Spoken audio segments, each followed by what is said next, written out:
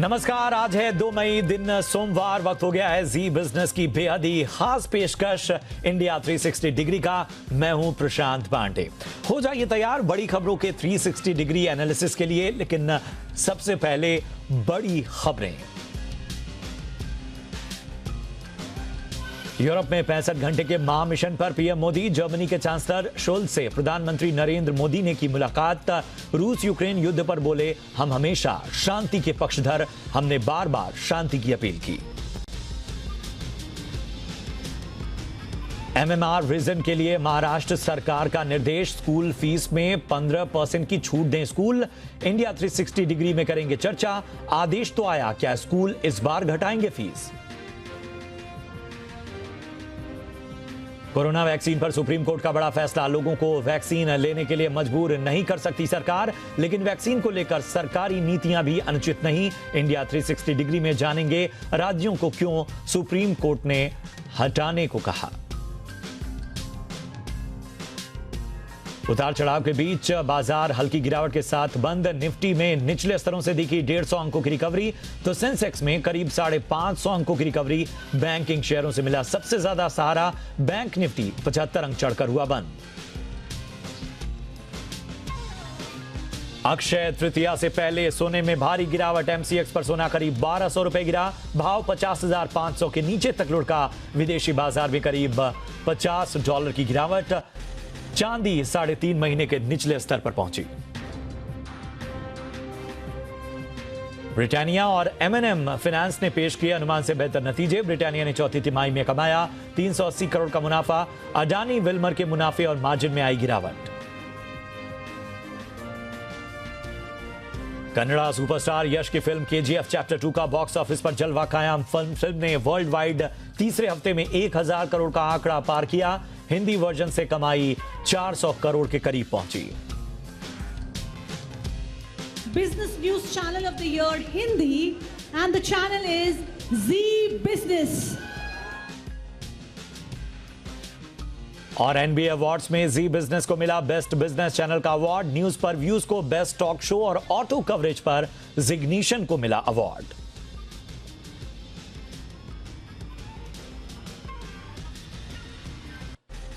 तो ये थी हेडलाइंस, और चलिए हेडलाइंस के बाद अब देखते हैं आज दिन भर किन खबरों ने बटोरी सुर्खियां।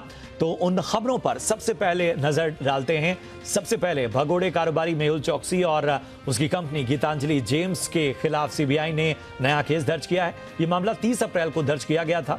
2014 से 18 के बीच सरकारी कंपनी आईएफसीआई यानी industrial finance corporation of India से 22 करोड़ रुपए की धोखाधड़ी करने के लिए नया मामला दर्ज किया गया है। आईएफसीआई की शिकायत पर सीबीआई ने चौकसी और उसकी कंपनी गीतांजलि जेम्स पर आईपीसी की धारा 420 यानी चीटिंग और फॉर्जरी के तहत केस दर्ज किया है। कल यानी 3 मई को एक साथ 3 त्योहार देखते हुए उत्तर प्रदेश के मुख्यमंत्री योगी आदित्यनाथ ने अफसरों को राज्य में किसी भी अप्रिय घटना पर सख्ती से निपटने का निर्देश दिया है। समीक्षा बैठक के दौरान मुख्यमंत्री ने अफसरों को सभी धर्मगुरुओं से बातचीत करने का आदेश दिया। साथ ही कहा कि अफसर देखें कि कहीं पर भी सड़क रोककर धार्मिक आयोजन न हो। उन्होंने कहा कि प्रदेश में वर्तमान परिवेश को देखते हुए पुलिस और प्रशासन को अतिरिक्त संवेदनशील रहना होगा। सारे पर्व शांति और सौहार्द के साथ संपन्न हो, इसके लिए स्थानीय जरूरतों के मुताबिक सभी जरूरी प्रयास किए जाएं। उन्होंने कहा कि धार्मिक कार्यक्रम पूजा पाठ निर्धारित स्थान पर ही हो। इधर महाराष्ट्र नवनिर्माण सेना के अध्यक्ष राज ठाकरे ने अक्षय तृतीया के दिन महाआरती करने का फैसला वापस ले लिया है। एमएनएस के इस फैसले में कहा गया है कि कल ईद का त्योहार और किसी भी धर्म के त्योहार में वो व्यवधान पैदा नहीं करना चाहते। आपको बता दें, इसके पहले महाराष्ट्र नवनिर्माण सेना ने विश्व हिंदू परिषद और बजरंग दल के साथ मिलकर 3 तारीख को अक्षय तृतीया के मौके पर महाराष्ट्र में महाआरती करने का कार्यक्रम घोषित किया था। इसके तहत राज्य के सभी प्रमुख मंदिरों में लाउड स्पीकर लगाकर आरती की जानी थी। हालांकि 4 मई को मस्जिदों के सामने लाउड स्पीकर लगाकर हनुमान चालीसा करने पर एमएनएस अभी कायम है।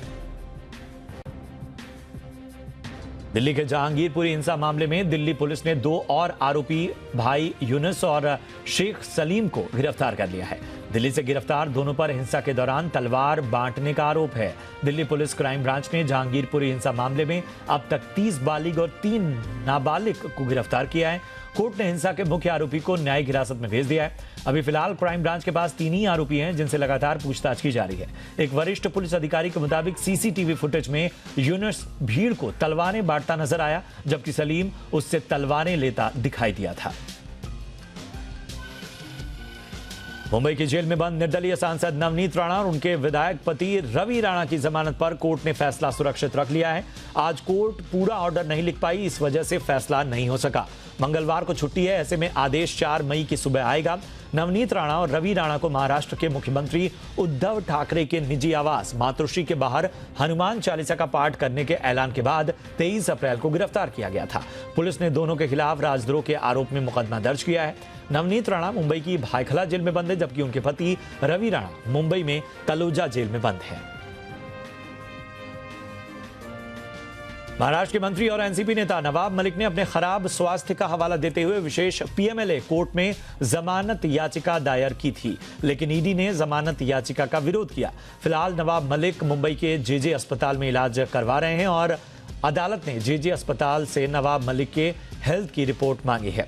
अदालत अब 5 मई को सुनवाई करेगी कि क्या उन्हें प्राइवेट अस्पताल में शिफ्ट किया जाना चाहिए या नहीं।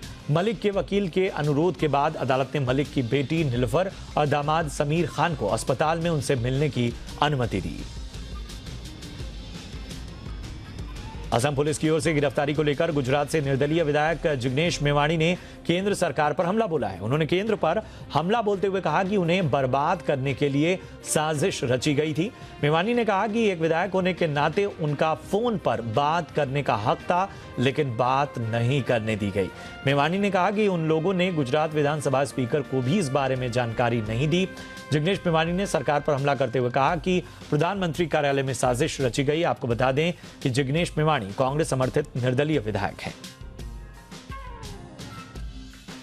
भीषण गर्मी की मार झेल रहे लोगों के लिए अच्छी खबर है। मौसम विभाग के मुताबिक अगले 2 दिन रात भरे रहने वाले हैं। दिल्ली में आंशिक रूप से बादल छाए रहने की उम्मीद है। इस दौरान 40 से 50 किलोमीटर प्रति घंटे की रफ्तार से हवा चलेगी। आईएमडी ने 4 और 5 मई को हल्की बारिश का अनुमान जताया है। पंजाब में लू का प्रभाव रहने के बाद अब मौसम का मिजाज बदलने की संभावना है। प्रदेश के कई जिलों में वेस्टर्न डिस्टर्बेंस सक्रिय हो रहा है और इससे लो प्रेशर एरिया बनने से पंजाब में धूल भरी आंधी चलने और गरज के साथ छींटे पड़ने की संभावना है। इससे तापमान में थोड़ी कमी आएगी। बढ़ती गर्मी के बीच हरियाणा में स्कूलों का समय बदल दिया गया है। राज्य के शिक्षा मंत्री कंवर पाल गुर्जर ने कहा कि अब स्कूल सुबह 7 से लेकर दोपहर 12 बजे तक चलेंगे। स्कूलों के समय में 4 मई से बदलाव होगा। यह नियम सभी स्कूलों, प्राइवेट और सरकारी दोनों पर लागू होगा। हरियाणा प्राइमरी टीचर्स एसोसिएशन सहित विभिन्न शिक्षक संगठन और अभिभावक संघ ने बढ़ती गर्मी के मद्देनजर स्कूलों का समय बदलने की मांग की थी। और 1 मई को स्पाइस जेट की मुंबई दुर्गापुर उड़ान में हुई टर्बुलेंस की घटना की जांच शुरू हो गई है। विमानन मंत्रालय ने हादसे की जांच के लिए एक टीम का गठन कर दिया है। केंद्रीय उड्डयन मंत्री ज्योतिरादित्य सिंधिया ने ट्वीट करके इसकी जानकारी दी। उन्होंने बताया कि एविएशन सेक्टर के रेगुलेटर ने घटना की जांच के लिए टीम गठित की है। दुर्गापुर जा रही स्पाइस जेट फ्लाइट तूफान में फंसी और यात्रियों को हुई क्षति दुर्भाग्यपूर्ण है। घटना की जांच के लिए डीजीसीए ने एक टीम भेजी है। उन्होंने कहा कि मामले को बेहद गंभीरता से निपटाया जा रहा है। उन्होंने आगे ये भी कहा कि जांच पूरी होने के बाद इसके कारणों के बारे में ज्यादा जानकारी साझा की जाएगी। वहीं डीजीसीए ने आदेश जारी कर कहा है कि जब तक इस मामले की जांच पूरी नहीं हो जाती, तब तक स्पाइस जेट उस स्टाफ को किसी और फ्लाइट में नहीं लगाएगा।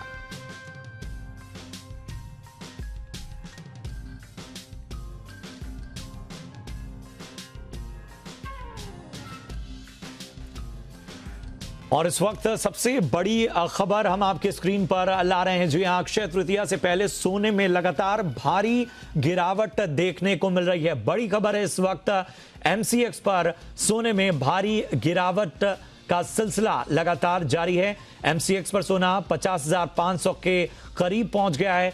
लगभग 1200 की गिरावट यहां पर नजर आई है। चांदी में भी गिरावट का सिलसिला लगातार जारी है। तो एमसीएक्स पर सोना करीब 1200 रुपए तक नीचे आ गया और इसका भाव 50,500 के नीचे तक लुढ़क गया है।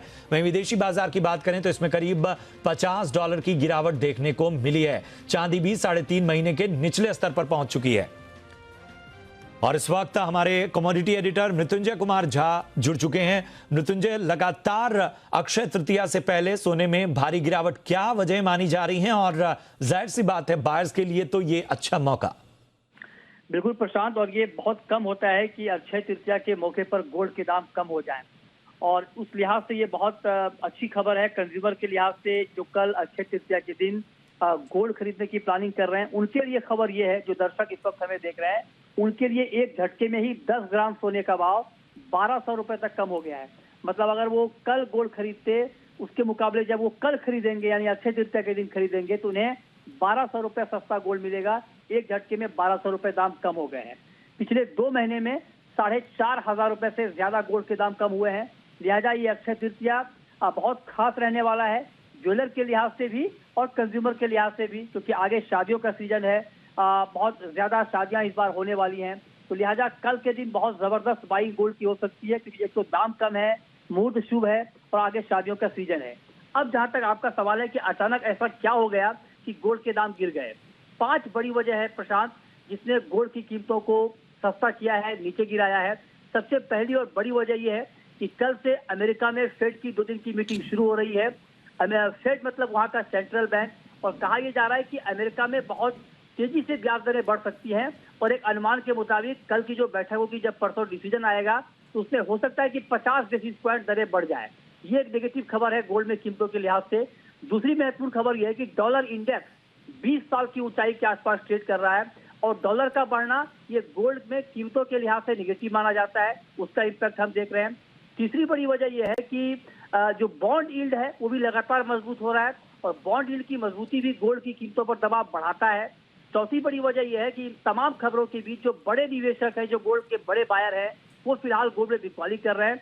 और पांचवी बड़ी वजह यह है कि अभी जो सुरक्षित निवेश के तौर पर हमने गोल्ड की डिमांड मार्च की शुरुआत में देखी थी, उसमें कमी आ गई है। यूक्रेन रूस के युद्ध के बीच जो निवेश मांग में बड़ा इजाफा हुआ था, उससे अब कमी आ गई है, उससे भी गोल्ड की कीमतें दबाव में है। तो ये 5 बड़ी वजह है जिसने गोल्ड की कीमतों को नीचे धकेला है, और कंज्यूमर को एक अच्छा मौका दिया है अक्षय तृतीया के दिन गोल्ड खरीदने का। बिल्कुल, बहुत बहुत शुक्रिया करेंगे मृत्युंजय आपका इस अहम जानकारी के लिए और इस बेहतरीन विश्लेषण के लिए। बढ़ते हैं आगे, और अब हम बात करेंगे कवर स्टोरीज की। जी हां, तो सबसे पहले हम बात करते हैं आज की, यानी इंडिया 360 डिग्री की कवर स्टोरीज की।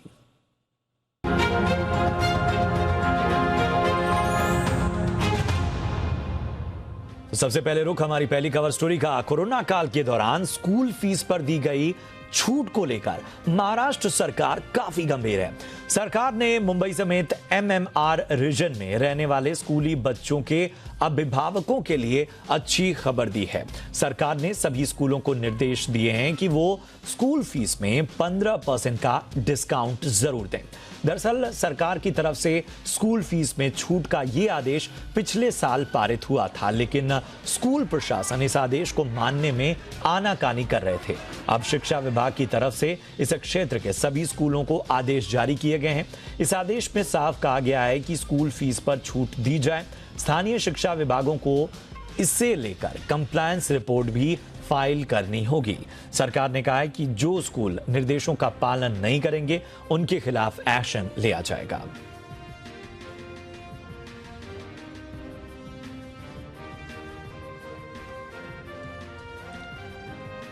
और इस मुद्दे पर चर्चा करने के लिए हमारे साथ जुड़ रहे हैं महाराष्ट्र अनएडेड स्कूल फोरम के सेक्रेटरी एससी केडिया साहब। सीधा उनका रुख करते हैं। एससी केडिया साहब, बहुत बहुत स्वागत आपका जी बिजनेस में। कोरोना काल में बहुत से लोगों की नौकरियां गई सर। कई लोगों के लिए बच्चों को प्राइवेट स्कूलों में पढ़ाना मुश्किल हो गया, और यही वजह थी कि लोगों ने इस पूरे आर्थिक संकट के बीच अपने बच्चों को सरकारी स्कूलों में भी उनका दाखिला दिया। ये आदेश लगातार एक तरह के दबाव के तौर पर भी देखा जा रहा था, लेकिन दिल्ली और राजस्थान के उदाहरण को देखें तो इन राज्यों में इस तरह की राहत पहले से दी गई, फिर महाराष्ट्र में इस आदेश को मानने में इतनी देरी और इतनी दिक्कत क्यों हुई है?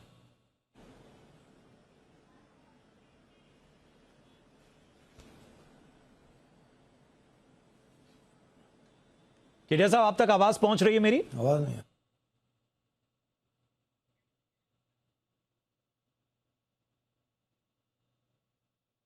जी केडिया सर, आप तक आवाज पहुंच रही है मेरी?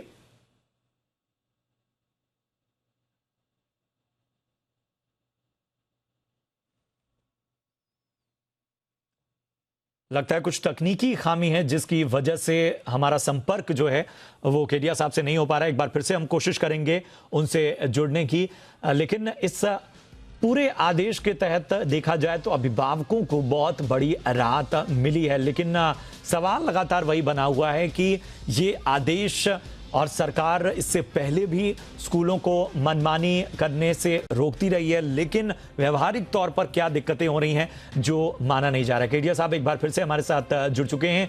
केडिया सर, जैसा मैंने कहा कि कोरोना काल ने सबको एक डैमेज दिया, आर्थिक तौर पर बहुत नुकसान भी हुआ, कईयों की नौकरी गई, कईयों ने अपने बच्चों को प्राइवेट स्कूलों की बढ़ती फीस की वजह से सरकारी स्कूलों में दाखिला दिया। बहुत से राज्य जिनमें दिल्ली और राजस्थान प्रमुख तौर पर हैं, वहां इस तरह की राहत पहले से दी जा रही है। महाराष्ट्र में इस आदेश को मानने में देरी क्यों हुई और दिक्कत क्या आ रही है? ऐसा है साहब, आवाज नहीं आ रही। आप तक आवाज पहुंच रही है मेरी?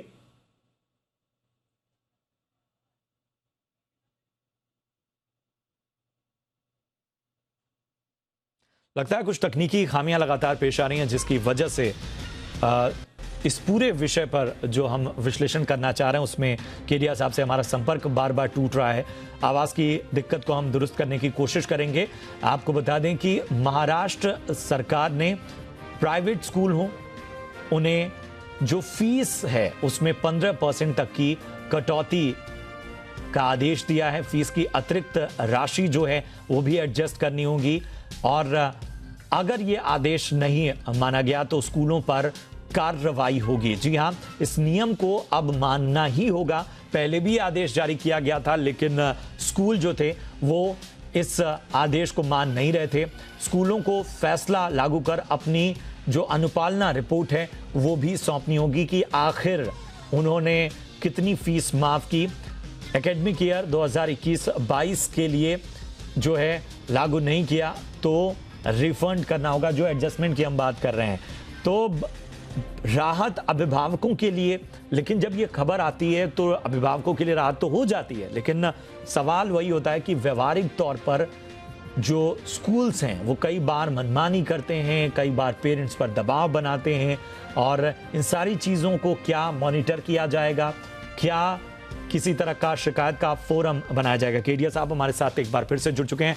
केडिया साहब, क्या दिक्कत हो रही है कि महाराष्ट्र में ये आदेश जो है वो मानने में समस्या आ रही है, देरी हो रही है, और अब जबकि इसको पूरी तरह से अनिवार्य कर दिया गया है?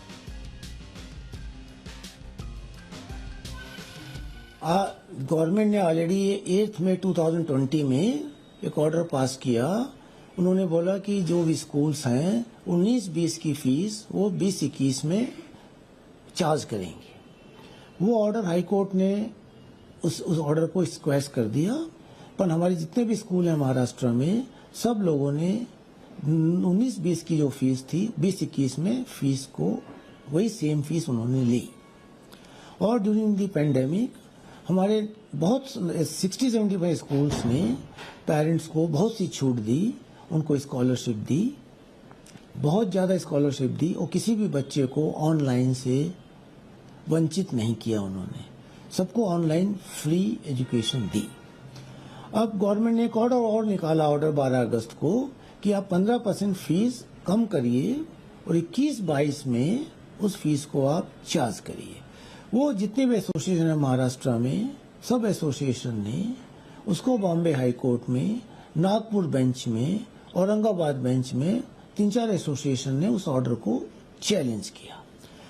हाई कोर्ट ने, बॉम्बे बेंच ने, नागपुर बेंच ने, औरंगाबाद बेंच ने ऑलरेडी ऑर्डर पास किया और गवर्नमेंट को डायरेक्शन दिया कि कोई भी कोर्सिव एक्शन नहीं लेंगे आप for non implementation of the 12 August GR 21। इसके बावजूद भी गवर्नमेंट ने 2-3 दिन पहले पूरे महाराष्ट्र में एक सर्कुलर इशू किया, GR इशू किया। उन्होंने स्कूल्स को बोला कि आपको GR को मानना पड़ेगा आप जीआर नहीं मानेंगे तो हम स्ट्रिक्ट एक्शन लेंगे। ये जो एक्शन है on the part of state government is totally illegal, wide, और ये कंटेम्प्ट ऑफ कोर्ट है। हमने ऑलरेडी उनको आज मैसेज दे दिया है, लेटर लिख दिया, एडवोकेट के थ्रू नोटिस भेज दी है। यदि वो स्कूल को यदि कंपेल करेंगे और किसी स्कूल का रिकॉग्निशन के बारे में बात करेंगे तो हमारे पास में कोई ऑप्शन नहीं है except to move to the Bombay high court and Nagpur and Aurangabad high court to file a contempt petitions. ठीक है, रियलाइज नहीं कर पा रही है कि स्कूल्स ने कितना कंट्रीब्यूशन किया है। ठीक है, लेकिन आपको यह मानना होगा कि बहुत सारे ऐसे स्कूल हैं जिन पर कहीं ना कहीं एक निगरानी जरूरी है। आप कह रहे हैं कि हाँ, बहुत बड़ी तादाद स्कूलों की है जिसने राहत दी और पेरेंट्स को या उनकी स्थितियों को देखते हुए समझा, लेकिन अक्सर हम खबरें देखते हैं कि कई सारे स्कूल हैं जो मनमानी करते हैं। तो इनके लिए क्या कर रही है एसोसिएशन, या किस तरह का कोई प्लान बनाया जा रहा है? हमने सब एसोसिएशन को, ऐसे एसोसिएशंस को ऑलरेडी बोल दिया है कि भाई आप लोग जो भी फीस है फी रेगुलेशन एक्ट के हिसाब से आप उसको फिक्स करिए। हम उन लोग के साथ में नहीं हैं जो 10% स्कूल जो मनमानी करके ज़्यादा फीस ले रहे हैं। हम उनको सपोर्ट नहीं करते हैं किसी भी हालत में। और हमने स्टेट गवर्नमेंट को बोल दिया ऐसी स्कूल की आप इंक्वायरी करिए और यदि जरूरत पड़े तो आप उसके अगेंस्ट में केस करिए। हम स्टेट गवर्नमेंट को सपोर्ट करेंगे। एक चीज अब इम्पोर्टेंट है, स्टेट गवर्नमेंट जो है, जो सुप्रीम कोर्ट का ऑर्डर है उसको आधा पढ़ रही है। सुप्रीम कोर्ट ने बड़ा क्लियरली बोला है कि किसी भी स्कूल ने यदि कोई फी फिक्स की है under the fee regulation act, state government को कोई भी पावर नहीं है कि वो उस पर्टिकुलर फी स्ट्रक्चर को के बारे में कोई डायरेक्शन दे, उसको उसके बारे में इंटरफियर करे। तो state government supreme court order को आधा पढ़ रही है, ऑर्डर को पूरा पढ़ना चाहिए, तब चीज क्लियर होगी। और नंबर 2, सुप्रीम कोर्ट ने जो फीस कम करने के लिए बोला है राजस्थान में फॉर 36 ऑन स्कूल, वो खाली 1920 और 2021 के लिए बोला है। 21-22 की तो बात ही नहीं है। पर महाराष्ट्र गवर्नमेंट उस चीज को 21-22 के लिए भी लागू करना चाहती है, तो इट इज टोटली इलीगल। ठीक है सर, आपकी बात बिल्कुल, आपकी बात आ गई, लेकिन जो पूरा निचोड़ निकलता है यही कि अगर स्कूल मनमानी कर रहे हैं तो ये जिम्मेदारी आप लोगों की ज्यादा हो जाती है कि अगर एसोसिएशन अपने हक की बात कर रहा है और बहुत सारी चीजों को लेकर और फीस वाले हक पर अपनी बात पुरजोर तरीके से उठा रहा है, तो उन स्कूलों को, जैसा आपने कहा कि उन स्कूलों को आप कहीं ना कहीं वो साथ लेकर नहीं चलते, लेकिन उन स्कूलों पर कहीं ना कहीं एक्शन लेने की या उन स्कूलों को साफ तौर पर एक ब्लैकलिस्ट करने की भी जिम्मेदारी आप लोगों की हो जाती है। इस पर कहीं ना कहीं मेरे ख्याल से एक अच्छा खासा प्लान बनाने की जरूरत है, और तभी जाकर जो शिक्षा का उद्देश्य है वो बेहतर तरीके से आगे बढ़ पाएगा। बहुत बहुत शुक्रिया करेंगे केडिया साहब हमसे जुड़ने के लिए और इस विशेष चर्चा के लिए। बढ़ते हैं अपनी अगली कवर स्टोरी की ओर और अब बात कर लेते हैं कोरोना की। बीते दिन देश में कोरोना के मामलों में थोड़ी गिरावट देखने को मिली। पिछले 24 घंटे के भीतर देश में 3,157 नए मामले सामने आए हैं। इससे पहले कोरोना के ये आंकड़े 3,324 के करीब थे। हालांकि रिकवरी रेट में थोड़ी बढ़त देखने को मिली। 24 घंटे के अंदर 2,723 मरीजों के ठीक होने के बाद उन्हें अस्पताल से छुट्टी दे दी गई, जबकि 26 मरीजों ने इलाज के दौरान दम तोड़ दिया। देश में रिकवरी रेट की बात करें तो रिकवरी रेट 98.74% के करीब पहुंच गया है। वहीं डेथ रेशियो 1.22% पर है। वैक्सीनेशन की बात करें तो 24 घंटे के अंदर 4 लाख से ज्यादा लोगों को वैक्सीन लगाई गई। कुल वैक्सीनेशन का आंकड़ा बढ़कर 189 करोड़ के करीब पहुंच गया।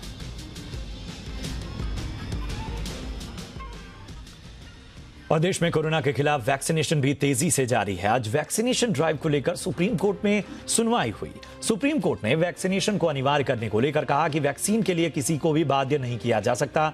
सुप्रीम कोर्ट ने कहा कि हर व्यक्ति को शारीरिक अखंडता का अधिकार है और ये अधिकार अनुच्छेद 21 के तहत मिला हुआ है।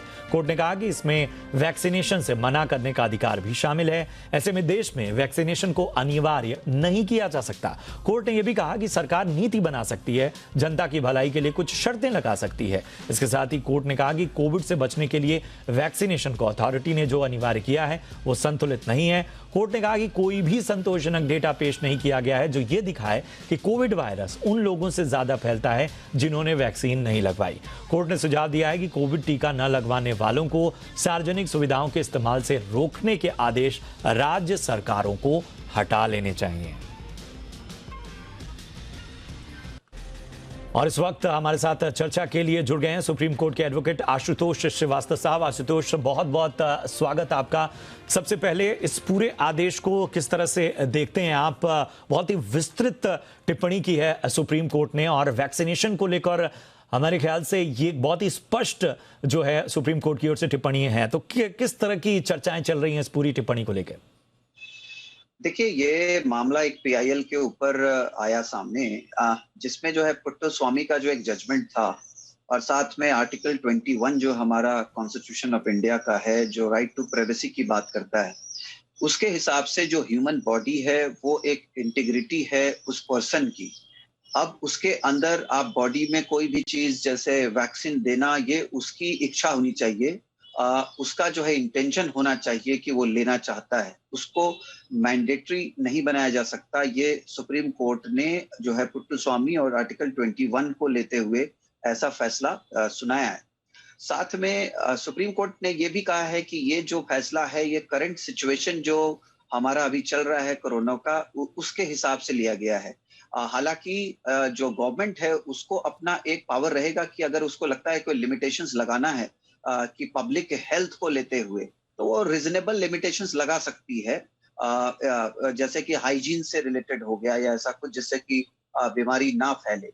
और साथ में जो सबसे इम्पोर्टेंट सुप्रीम कोर्ट ने ये कहा कि जो एक डेटा है कि जो ये वैक्सीन दिया गया है उसका क्या इम्पैक्ट हुआ लोगों पे, क्योंकि बहुत सारे लोग ऐसा कहना है कि वो कंप्लेंट भी कर रहे हैं, उनको कुछ कुछ इसका साइड इफेक्ट हुआ है। तो ये चीजों को जो है पूरी तरीके से पब्लिक डोमेन में डालने की जरूरत है।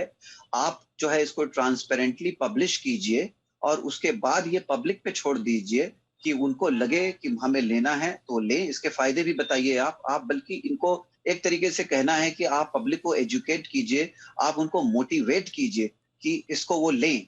और जहां तक बच्चों के भी लेकर के सुझाव दिया है कि जो ग्लोबल स्टैंडर्ड्स जो फॉलो हो रहे हैं उसी के हिसाब से इसको भी फॉलो करने के लिए। और जो बहुत सारे कुछ जो कंप्लेंट्स जो हैं लोगों के इसको लेकर के, उसको बताने की जरूरत है, उसको पब्लिसाइज करने की जरूरत है। और इसमें इसी तरीके के बहुत सारे बातों को जो है कोर्ट ने रखा है और इसका कोई भी एडवर्स इफेक्ट है तो उसको बिल्कुल नजरअंदाज नहीं करना है, इसको तुरंत जो है सामने लाने की जरूरत है।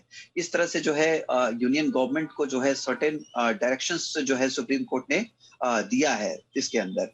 जी बिल्कुल बिल्कुल, जाहिर सी बात है कि आशुतोष जी इस पूरे आदेश के एक पहलू को ये भी हम देखना होगा कि जिस तरह से साफ तौर पर इस बात का जिक्र है कि जो कई राज्य थे जो सार्वजनिक जो उनकी सेवाएं थी उससे कहीं ना कहीं एक तरह की शर्त लगा रहे थे। एक तरफ कोर्ट ने यह भी कहा है कि वो शर्तें लगा सकती हैं लेकिन दबाव नहीं बना सकती हैं। ये जो पूरी टिप्पणी है इसे किस तरह से देखते हैं आप कि सार्वजनिक जो परिवहन है या बाकी सुविधाएं हैं उससे एक बहुत बड़ा तबका वंचित रहा सिर्फ इस वजह से क्योंकि वैक्सीन उसे नहीं मिली। क्या इस तरह की और भी याचिकाएं सामने आई जिसके जरिए लोगों ने अपने हक और हकूक की बात की? देखिए, क्या है कि एक तो जो सबसे इंपॉर्टेंट एस्पेक्ट जो सुप्रीम कोर्ट ने इसमें लिया है कि इसका प्रॉपर ट्रायल जो है उसका समय नहीं मिला, क्योंकि ये एक ऐसी इमरजेंसी सिचुएशन थी कंट्री में और जो लाइसेंसेस भी दिए गए थे बहुत तरीके के मेडिकेशंस को वो इमरजेंसी बेसिस पे दिए गए थे। तो इसका मतलब ये नहीं था कि ये जो लाइसेंसेस दिए गए हैं वो हमेशा के लिए वैलिड था, ये उस इमरजेंसी को देखते हुए दिया गया था।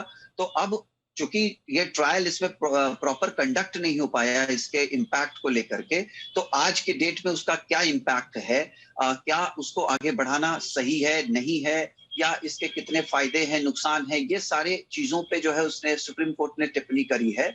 और साथ में सुप्रीम कोर्ट ने ये कहा कि अगर किसी भी स्टेट ने कोई रेस्ट्रिक्शंस, कोई कर्व्स लगाया है सिटीजन्स को लेकर के कि वो पब्लिक प्लेस में अगर नहीं जा सकते, यहाँ में नहीं जा सकते अगर उन्होंने जो है वैक्सीन नहीं लिया है, तो ये सारे कर्व्स को जो है उनको विड्रॉ करना होगा।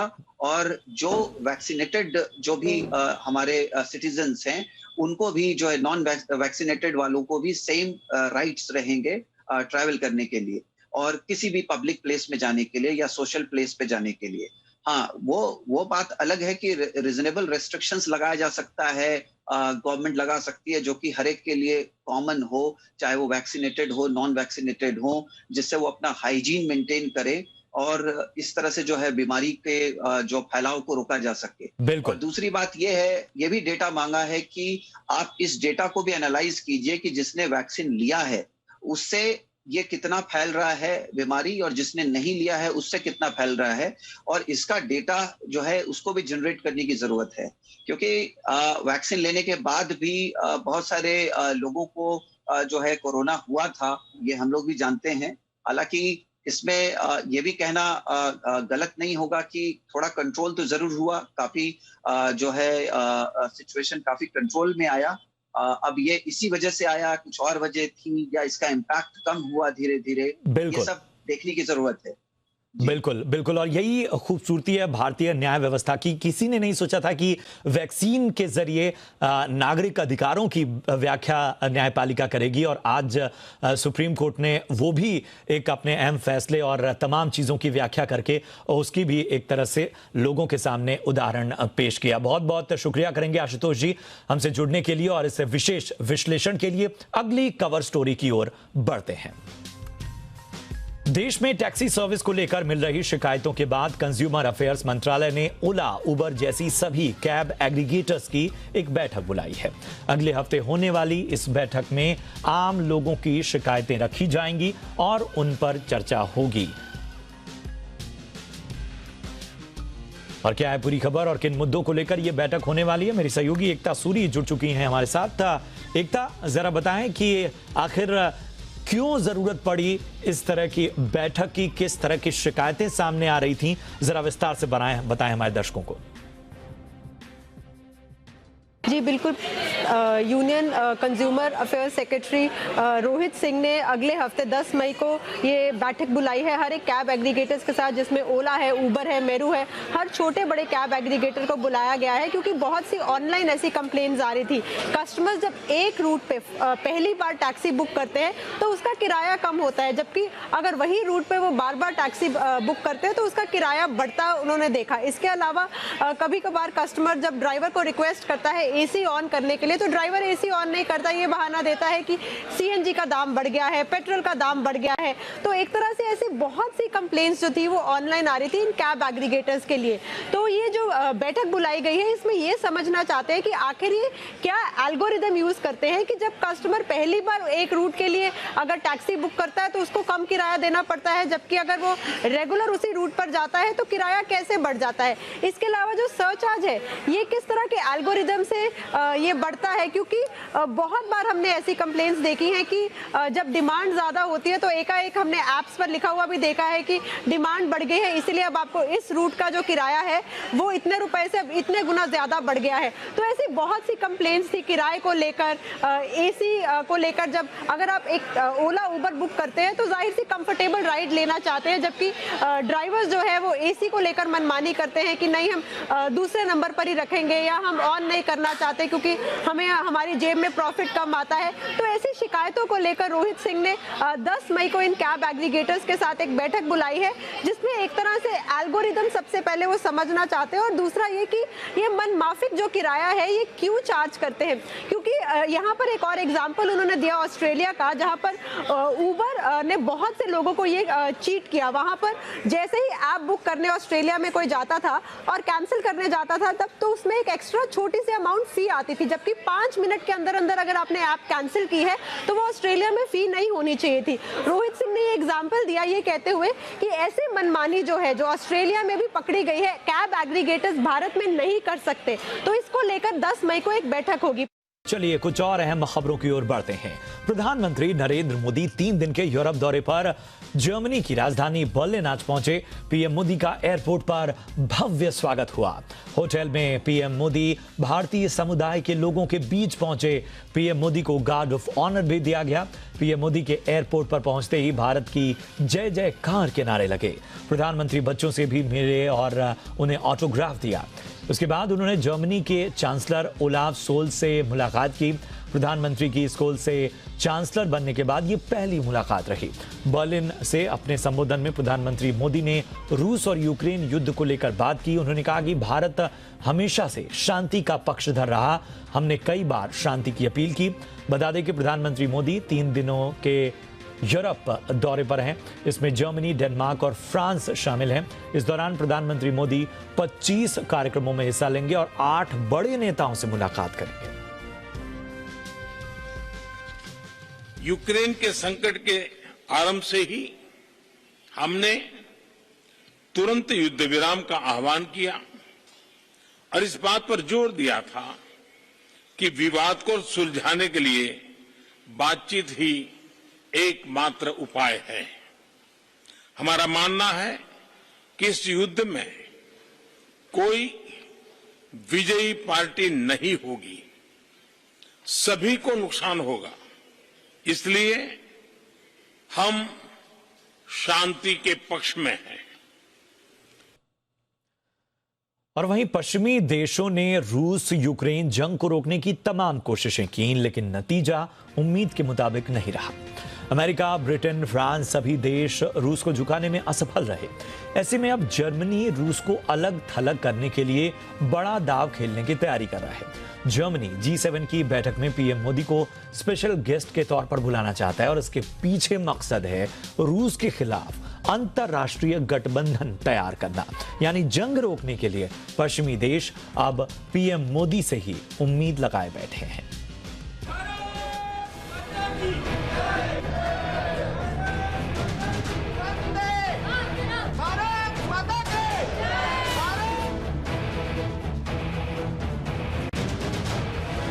हमारा परिश्रम केवल अपने लिए नहीं है, बल्कि भारत की प्रगति से पूरी मानवता का कल्याण जुड़ा है। मुझे विश्वास है कि अपने इस आदर्शों पर चलते हुए हम एक नया भारत भी बनाएंगे और बेहतर दुनिया का सपना भी साकार करेंगे।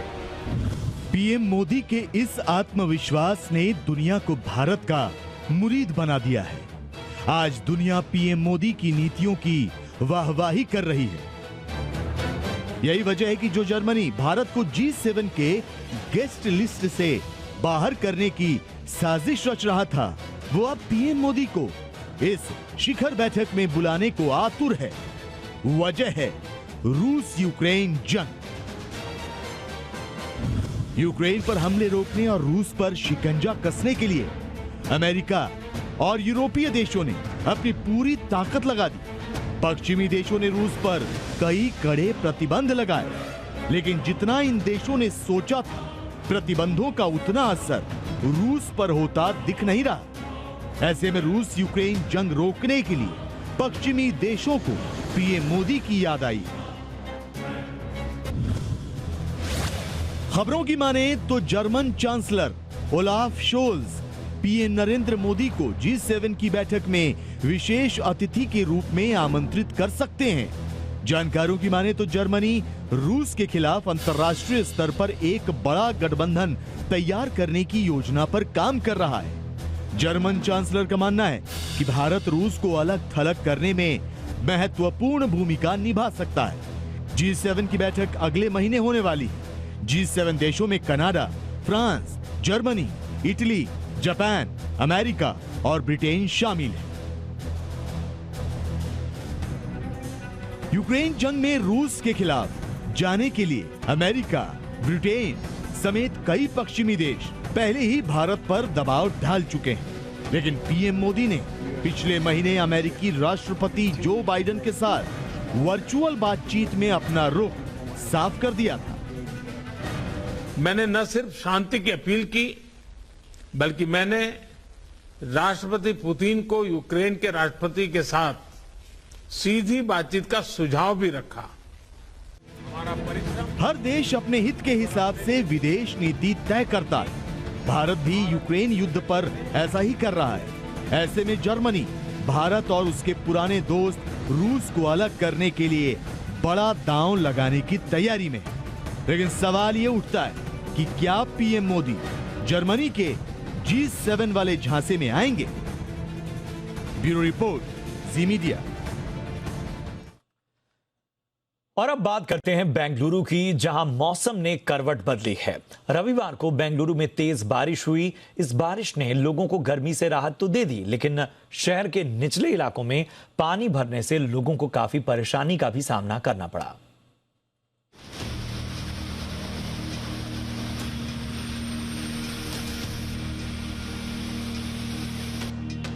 देश एक तरफ जहां गर्मी की मार झेल रहा है, कई शहरों में तापमान 45 डिग्री के पार पहुंच गया है, तो वहीं बेंगलुरु में झमाझम बारिश देखने को मिल रही है। रविवार को हुई तेज बारिश से बेंगलुरु का मौसम सुहावना हो गया, तो वहीं शहर में जगह जगह जलभराव भी देखने को मिला।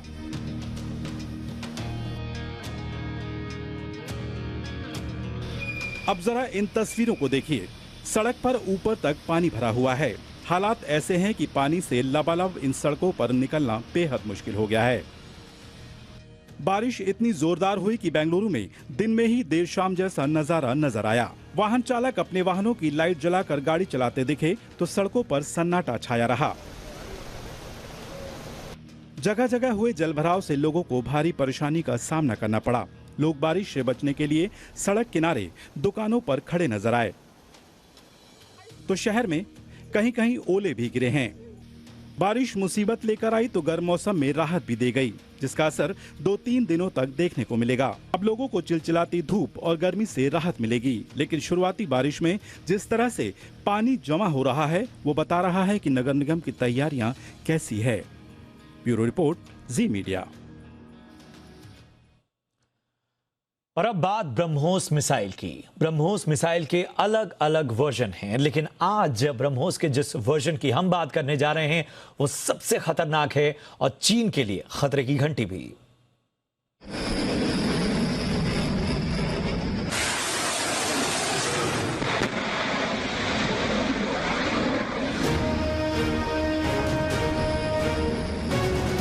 समंदर के पास जमीन से आसमान की ओर जाती ये भारत की ब्रह्मोस मिसाइल है।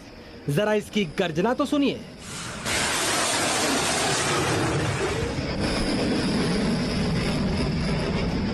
आसमान की तरफ जाने का मतलब ये नहीं कि इसका निशाना अंबर पर है। दरअसल इसका शिकार समंदर में है। भारतीय नौसेना और अंडमान निकोबार कमांड ने ब्रह्मोस सुपरसोनिक क्रूज मिसाइल के एंटीशिप वर्जन का सफल परीक्षण किया। यानी ब्रह्मोस का यह ऐसा वर्जन है जो जमीन से उड़कर समंदर में दुश्मन के जहाज को तबाह कर देता है। भारतीय सेना के पास ब्रह्मोस के कई वर्जन हैं, लेकिन एंटीशिप वर्जन सबसे खतरनाक होता है, क्योंकि समंदर में हिलते जहाजों को भेदना इतना आसान नहीं होता। लेकिन हिंदुस्तान की ब्रह्मोस में वो ताकत है जो तैरती मछली की आंख भी कहीं से भेद सकती है, फिर चाहे वो जमीन हो या आसमान हो या फिर समंदर। 27 अप्रैल को अंडमान निकोबार कमांड के जरिए जमीन से समंदर में हमले करने वाली एंटीशिप ब्रह्मोस का परीक्षण हुआ, जबकि 19 अप्रैल को आईएनएस दिल्ली की ओर से ब्रह्मोस ने टारगेट हासिल किया। और उसी दिन वायुसेना ने सुखोई 30 MKI लड़ाकू विमान से ब्रह्मोस का सफल परीक्षण किया था।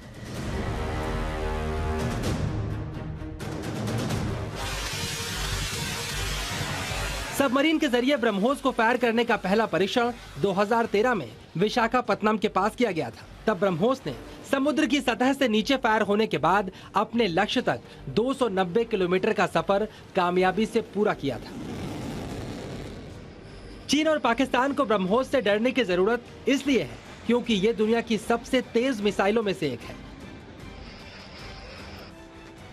इसके अलावा जमीन, आसमान और समंदर तीनों जगहों से दुश्मनों पर हमला करने में सक्षम है। साथ ही जमीन की सतह से काफी पास उड़ने की वजह से यह आसानी से दुश्मनों के रडार की पकड़ में भी नहीं आती। कृष्ण मोहन मिश्रा के साथ ब्यूरो रिपोर्ट, जी मीडिया। और कुछ और अहम खबरों की ओर बढ़ते हैं। अक्षय तृतीया के दिन सोना चांदी, गाड़ी और घर खरीदने का अपना खास महत्व है। सोने और चांदी के दाम गिरे हुए हैं। बाजार में कई नई गाड़ियों के मॉडल आ चुके हैं। घरों की बिक्री भी जोरों पर है। ऐसे में इस बार अक्षय तृतीया पर आपकी खरीदारी निवेश के तौर पर भी बेहतर हो सकती है। ये रिपोर्ट देखें।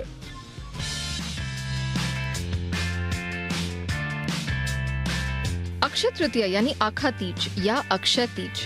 अक्षय का अर्थ होता है जिसका क्षय ना हो, इसीलिए इस दिन किए गए काम को शुभ माना जाता है। परंपरा के अनुसार भगवान विष्णु और मां लक्ष्मी की पूजा के साथ लोग सोना, चांदी, घर, गाड़ी जैसी कीमती चीजें खरीदते हैं ताकि घर में हमेशा सुख समृद्धि बनी रहे।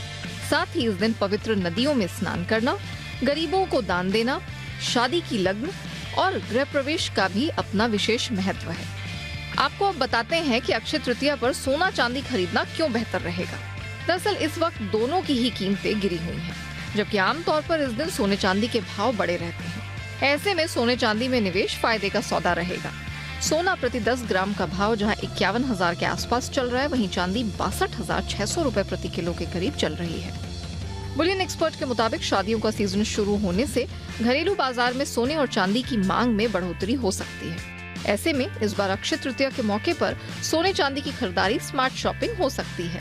जो लोग निवेश के तौर पर सोना खरीदना चाहते हैं वो लोग गोल्ड कॉइन ले सकते हैं। अक्षय तृतीया पर गाड़ियों की खरीदारी की बात करें तो ऑटो सेक्टर तेजी से चिप संकट से उबर रहा है। सभी कंपनियां अपने नए मॉडल लेकर बाजार में उतर रही हैं, लेकिन सबसे पहले हम 5 से 6 लाख की रेंज की 5 बेस्ट हैचबैक कारों की बात करेंगे, जिन्हें आप अक्षय तृतीया के दिन खरीद सकते हैं। फिलहाल तो इस सेगमेंट में मारुति की वैगनआर, बलेनो और स्विफ्ट के साथ हुंडई की i10 सबकी पहली पसंद बनी हुई है। अगर आप हायर एंड पर जाना चाहते हैं तो 10 लाख तक की कीमत में आप SUV खरीद सकते हैं। इनमें Tata Punch, Hyundai Venue, Tata Nexon, Maruti की विटारा ब्रेजा और महिंद्रा XUV 300 बेहतर विकल्प हो सकते हैं। अभी कार लोन की दर भी 7 से 7.5% के बीच चल रही है, जो आने वाले दिनों में बढ़ सकती है। ऐसे में अक्षय तृतीया पर कार लेना आपके लिए शुभ हो सकता है, लेकिन ख्याल रखें कि आप जो भी कार लें उनमें सुरक्षा संबंधी फीचर्स जरूर हों। जहां तक अक्षय तृतीया पर घर खरीदने की बात है तो कोरोना के बाद अब प्रॉपर्टी के दाम धीरे धीरे बढ़ने लगे हैं। ऐसे में अगर आप घर लेने की सोच रहे हैं तो अक्षय तृतीया से शुभ मौका आपको नहीं मिल सकता है। 6.5% से 7.5% के बीच होम लोन भी मिल रहा है और बाजार में घरों की बड़ी इन्वेंट्री खड़ी है। बस ख्याल ये रखें कि रेडी टू मूव यानी बना बनाया घर खरीदें। होम लोन जब तक महंगा हो उससे पहले निवेश के तौर पर इस समय प्रॉपर्टी खरीदने का अच्छा मौका है। ब्यूरो रिपोर्ट, जी मीडिया। और इधर NBA अवार्ड्स में जी बिजनेस ने झंडे गाड़े। सारी महत्वपूर्ण कैटेगरी में जी बिजनेस का दबदबा देखने को मिला। जी बिजनेस को 3 अवार्ड से नवाजा गया। बेस्ट हिंदी बिजनेस चैनल के साथ बेस्ट टॉक शो का अवार्ड न्यूज पर व्यूज को मिला, तो वहीं हिंदी में ऑटो सेक्टर की बेहतरीन कवरेज के लिए जिग्निशन को NBA अवार्ड दिया गया।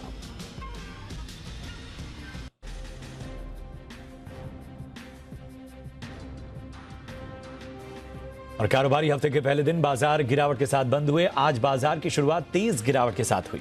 सेंसेक्स 631 अंक और निफ्टी 176 अंक गिरकर खुले। बाजार ने दिन भर शुरुआती कमजोरी से उबरने की कोशिश की। आखिरी 1 घंटे में बाजार में शानदार सुधार दिखा। बैंक निफ्टी निचले स्तरों से 546 अंक रिकवर होकर पॉजिटिव बंद हुआ। निफ्टी भी 152 अंक सुधरकर 17,069 पर बंद होने में कामयाब रहा। कुल मिलाकर बाजार में एक सम्मानजनक क्लोजिंग देखने को मिली। कारोबार के अंत में निफ्टी 33 अंक टूटकर 17,000 के पार बंद होने में कामयाब रहा। वहीं सेंसेक्स 85 अंक लुढ़ककर 56,975 पर बंद हुआ। और मार्केट पर एक्शन पर चर्चा के लिए हमारे साथ जुड़ चुके हैं ट्रेड स्विफ्ट ब्रोकिंग के डायरेक्टर संदीप जैन साहब। संदीप जी, बहुत बहुत स्वागत है आपका। कल बाजार बंद हैं और कल से ही फेड की बैठक भी शुरू हो रही है। ऐसे में बुधवार को जब हमारे बाजार खुलेंगे तो क्या मूड देखने को मिल सकता है? देखिए, डर तो लग रहा है मार्केट्स को, और आज भी अच्छा खासा नीचे होने के बाद जो रिकवर हुआ मार्केट, और आज बैंक निफ्टी ने अगुवाई ली और कुछ रिजल्ट्स भी अच्छे आए हैं। सो ये एक हार्टनिंग चीज है। और कहीं ना कहीं जो बार बार 16,000, 850, 900 एक जो सपोर्ट की तरह काम कर रहा है, पिछले 3-4 इंस्टेंसेस हो गए हैं। सो लेट्स सी, कोई भी अगर थोड़ी भी पॉजिटिव न्यूज आती है तो मार्केट में अच्छा बाउंस आ सकता है। बट फिर भी मुझे ऐसा लग रहा है कि ऊपर के लेवल्स पे जिस तरीके का रेजिस्टेंस मिल रहा है, 400-500 एक बहुत स्ट्रॉन्ग रेजिस्टेंस की तरह काम कर रहा है, और नीचे के लेवल्स में 16,800-900। So it's very difficult to predict. VIX को भी देखते हैं तो कई बार वो 20 के नीचे आ रहा है, कई बार वो 20 के ऊपर जा रहा है। FIIs कंटिन्यूअसली सेलिंग कर रहे हैं, बट आज एक अच्छा था कि फ्यूचर्स में, स्टॉक फ्यूचर्स में FIIs की आज बाइंग देखने को मिली। तो देखते हैं किस तरीके से रहता है। बाकी कल एक ट्रंकेटेड वीक भी है, एक कल हॉलीडे है, परसों देखते हैं, और फेड के कमेंट्स पे भी पूरा रहेगा, क्योंकि कहीं ना कहीं फेड ने भी तैयार तो कर दिया कि हम 0.5% बढ़ाएंगे। तो इस तरीके से एक प्रिपरेशन तो हो रही है मार्केट की। So any positive thing happens तो मुझे लगता है एक बाउंस आ सकता है। So overall stay put. मुझे ऐसा लगता है कि अननेसेसरली बहुत एक्सुबरेंस के साथ मार्केट्स में काम नहीं करना चाहिए। बहुत शुक्रिया करेंगे संदीप जी आपका इस अहम राय के लिए।